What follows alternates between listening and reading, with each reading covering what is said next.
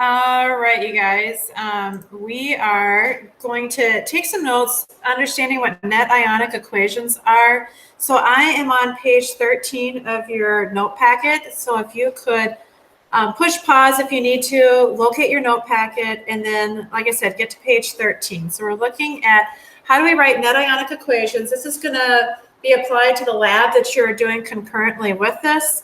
But how do we write net ionic equations for those things that form a precipitant and then those things that do not? So once you get through both of these videos, we're going to have you go back to the lab and show you how to apply that information to what you have learned.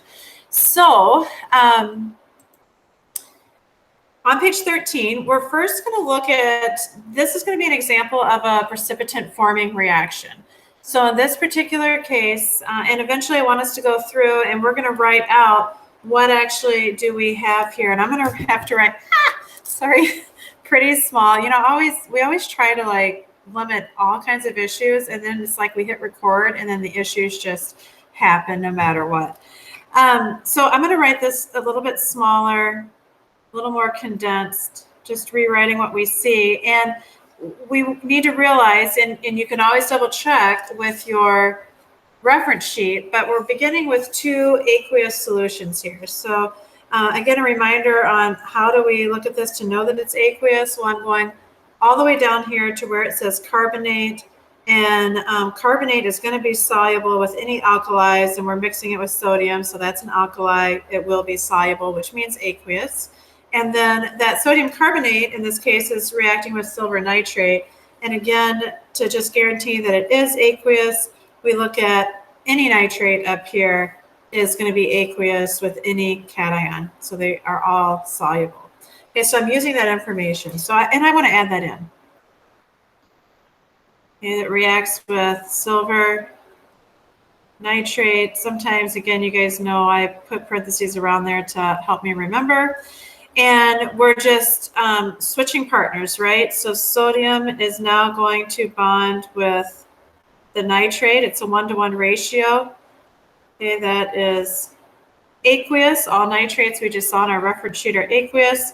And then my other partner here, which I'm running out of room, is going to be silver.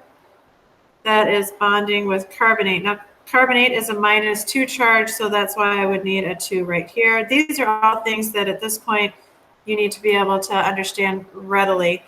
And this is our solid. So how do I know that? I would go back to my reference sheet. I see carbonate, and it says, you know, if it's with any of these, it's soluble, but it's combining with silver in that case.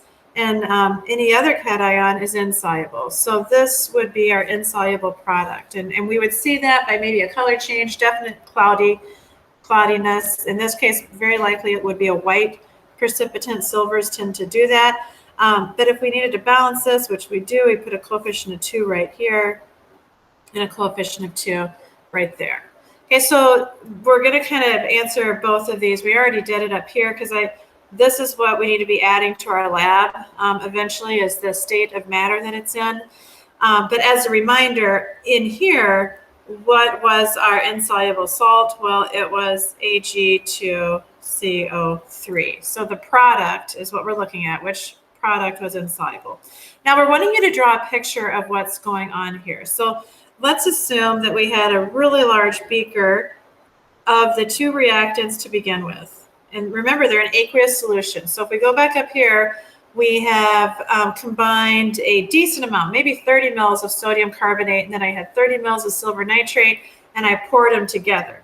So what's actually going on? Well, at the very, very beginning, before there's any contact with anything, I want to write out all of these ions, and I'm just going to, for right now, I'm just going to make sure I have at least one of each, okay? Here in a bit, we'll see we need to add a little more, but we have a carbonate as well with a -2 charge.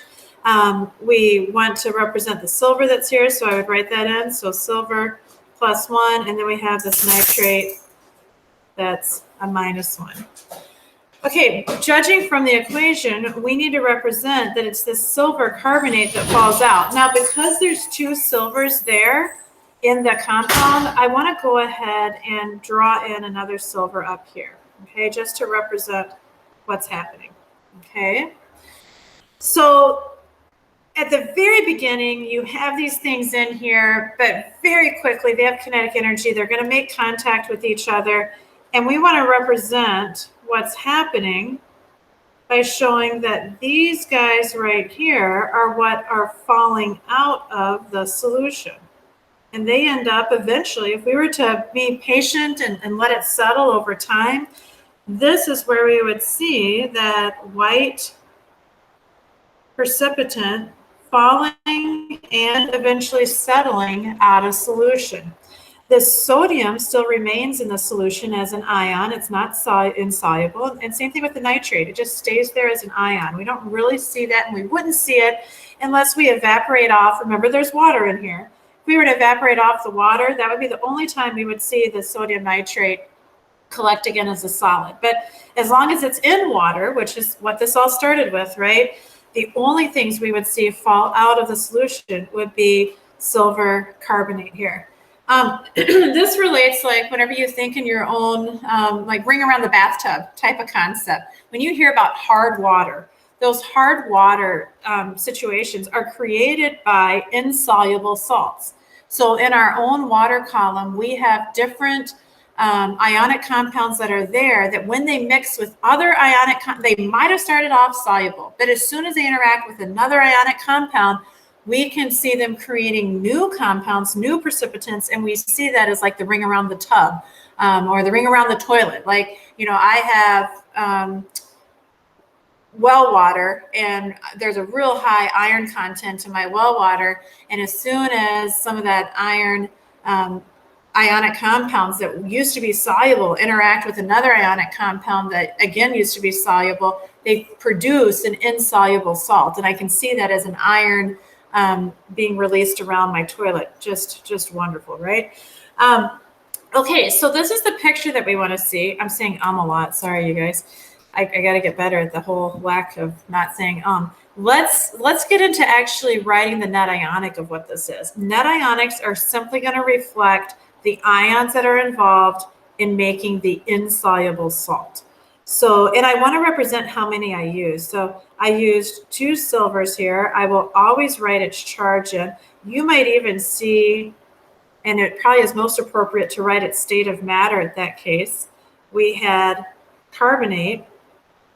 Always write its charge. That would be, this is the only time we write a reaction where we write the charges as well. And this produces silver carbonate, and we have to write the state of matter. That's our solid. Okay, so this would be the net ionic. We really don't care about the sodiums and the nitrates because they stay as ions. So they're honestly not very important. We're interested in what those net ionics are. Okay, so that gets us through net ionic equations for soluble. I'm going to actually pause this for now, and I'm going to create a second video that brings us through the second column of these notes, where what would we do if precipitants do not form, all right? But I like to have shorter videos here so you guys get some breaks. So I will create that video and then post that as well. See you later.